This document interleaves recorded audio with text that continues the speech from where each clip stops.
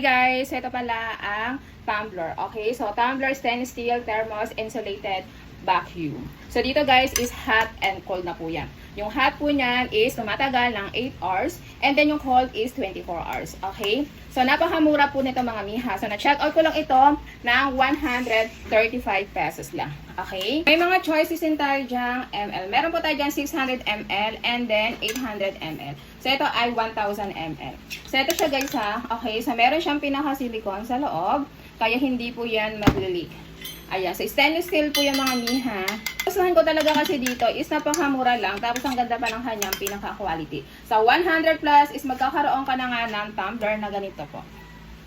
Tayo dyan choices ng colors po. So itong aking sample is color gray. Nagustuhan yung mga miha. So ang link po is nandyan lang sa screen ng ating video. Yung mayroong image na affiliate. So click nyo lang yon para makapag-check out po tayo. Thank you so much po.